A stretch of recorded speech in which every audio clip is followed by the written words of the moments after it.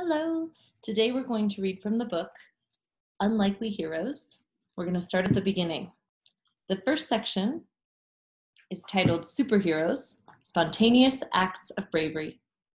Here are the true champions of the animal world, the creatures who have swooped in, set aside fear, and faced danger in service of another. Whether they know it or not, they are courageous. Their quick acts have saved lives. The first story is called Lincoln, the Lionhearted Leonberger in Connecticut in 2009. Here's a picture of the dog. This is Lincoln. Lincoln was a lion, or might as well have been.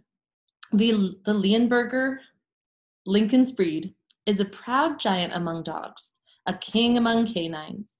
Leos can fill out to as much as 200 pounds. But their furry faces, grace, and gentle nature belie their immense power, and this was especially true of Lincoln.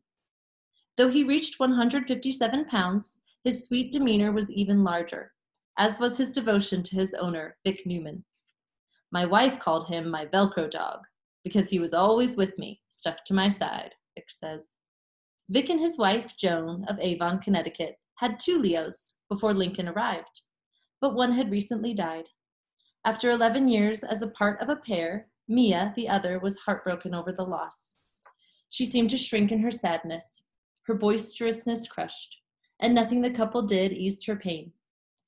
They rescued Lincoln, in part to give Mia a friend. It took a few encounters, but once the dogs started playing, Mia sparked right up. We could see her personality change in attitude, Vic says. With him around, Mia became herself again. He was her big little brother, and they truly fell in love. And when age began to slow Mia down, Vic and Joan rescued yet another Leo, this one from a puppy mill. Despite starting out in a rough place, Cassie fit right in with the others, making it a family of 5. 3 furry giants and 2 loving owners. One Saturday, in the summer of 2009, after 2 weeks of heavy rain, Vic, Lincoln, and Cassie were all eager to stretch their legs, so the threesome headed for the Farmington River. Their favorite spot was nearby, and Vic had been visiting it for some 18 years, dogs always in tow. The river was running 13 feet above normal and lapping over the riverbank.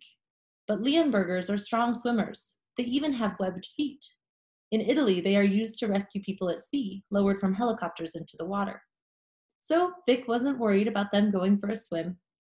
I stood at the edge of the water and threw a stick, and they raced to get it, play fighting over it, as people there cheered them on, he recalls. Cassie had always been an eager water dog, sometimes paddling the 50 yards across the river's far bank. But on this day, as she reached the middle of the river, she seemed to struggle. The water was moving fast, and she was working hard, but not making any progress, Vic says. My friend Roger was there too, and I told him I was worried. Then it occurred to me when I saw some uprooted trees floating past that one of her legs might be stuck in some debris beneath the water. I have to go in after her, Vic told Roger, giving the man his cell phone. Then Vic slogged into the river, still wearing his work boots and jeans. He didn't get far before the river took control. The water just picked me up and carried me away. I was being moved at a very rapid pace north downstream toward the Farmington empties into the Connecticut River, and away from Cassie. Vic was still recovering from a recent shoulder surgery and had done some serious brush cutting that morning, so pain and weakness set in quickly. Still, at first I wasn't worried for me as much as for the dog. How was I going to get her now? But then I felt that helpless fear, realizing I couldn't keep myself afloat. Vic was dog paddling but couldn't stop himself from being pulled under. When I took my first gulp of water, I really thought, this is it. Vic began to panic as the current carried him around a bend, out of the sight of people on shore. Now it was just man and river, and the river was poised to win. That's when I heard a huffing behind me, a blowing sound, and at first I wasn't sure what it was, says Vic. Then I realized it was Lincoln. He appeared as if out of nowhere, and like a missile, he shot up under my arm, literally lifting my whole torso out of the water. Vic wrapped his arms around the animal's massive neck, his life preserver, and held on. I was worried I'd drag him under, but he was strong. I looked for something to aim for and said, "Swim, Lincoln," And he did. I steered us toward a tree that had washed off the bank, and when he got me there, I grabbed onto a branch. Vic was holding Lincoln's collar in one hand and the branch in the other when he heard his friend Roger, who had leaped in after Vic, nearly fly by. Vic grabbed his friend's t-shirt before the stream could ferry him away. Pretty soon, we're all clinging to a tree a half a mile away from where the people were. We were there for about 45 minutes, yelling for help. Finally, a couple kayaking nearby heard the cries and came to assist. They had ropes in their boat and were able to pull the two men and the dog back to the riverbank. When we got to where we'd started, there was Cassie, says Vic. I cried for joy when I saw her. She had been rescued too, by a high school kid, a swimmer, who happened to be at the river that day. He'd dived down and realized the dog's legs were indeed caught on some twisted limbs and rocks under the water.